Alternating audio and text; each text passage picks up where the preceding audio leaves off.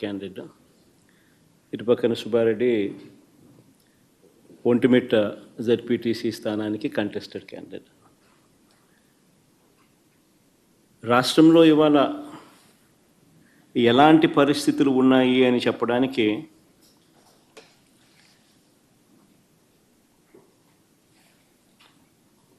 నిజంగా ఈ రెండు ఎలక్షన్లు ఒక ఉదాహరణ.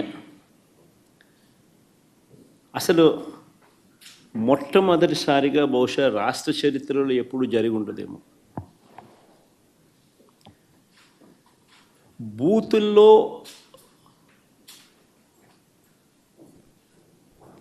పార్టీకి సంబంధించిన ఏజెంట్ లేకుండా వైఎస్ఆర్సీపీ ప్రతిపక్ష పార్టీ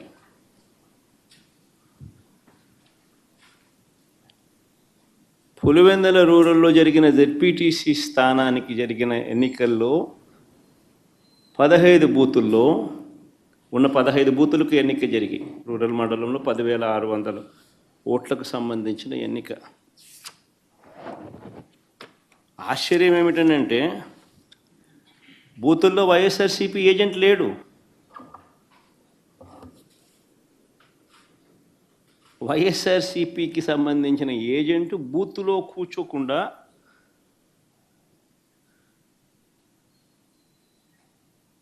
బూత్ దగ్గరికే మనిషి పోలేని పరిస్థితిలో బూత్లో ఏజెంటే లేకుండా ఎన్నికలు రిగ్గింగ్ చేసినారు. సాక్షాత్తు పోలీసుల సమక్షంలో పోలీసుల ప్రోద్బలంతో బూతులోకి వెళ్ళే ఏజెంట్ల ఫాములను వీళ్ళే తీసేసుకొని చింపేసుకొని బూతులోకి ఏజెంటే పోని పరిస్థితిలో ఎన్నికలు నిర్వహించామని చెప్పుకుంటా ఉన్న ప్రజాస్వామ్యం మన రాష్ట్రంలో బహుశా మన దేశంలో ఎక్కడ ఉండదేమో ఒక్క మన రాష్ట్రంలో తప్ప.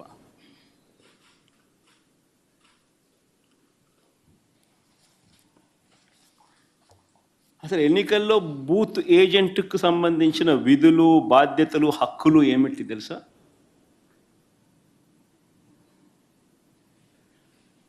అసలు ఓటర్లే లేక దొంగ ఓటర్లను గుర్తించడం ఎవరు చేస్తారు? ఏజెంటే చేయాలి.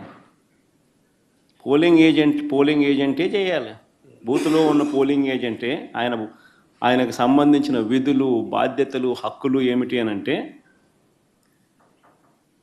అసలు ఓటర్లా లేక దొంగ ఓటర్లా అని గుర్తించడం, ఓటర్ల జాబితాను తనిఖీ చేయడం, అక్రమాలు, బెదిరింపులు, ప్రలోభాలు పెట్టడాలు, ఫేక్ ఓటర్లు ఉంటే వాటిపై అక్కడే ఉన్న ప్రిసీడింగ్ అధికారికి వెంటనే చెప్పి వాటిపై ఫిర్యాదులను అధికారికంగా నమోదు చేయడం, ఇవన్నీ పోలింగ్ ఏజెంట్ బాధ్యతలు. ఇవే వివరాలు పార్టీకి కూడా తెలియజేయడం.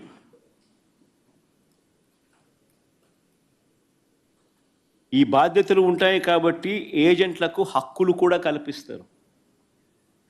వారు ఖచ్చితంగా బూత్లో కూర్చునే హక్కు, ఓటర్ల జాబితాను తనిఖీ చేసే హక్కు, అభ్యంతరాలు తెలియజేసే హక్కు, పోలింగ్ రికార్డులను పరిశీలించే హక్కు, కౌంటింగ్ వరకు కూడా దీనికి సంబంధించిన సమాచారాన్ని పొందే హక్కు, ఇవన్నీ కూడా ఏజెంట్లకు ఉంటాయి.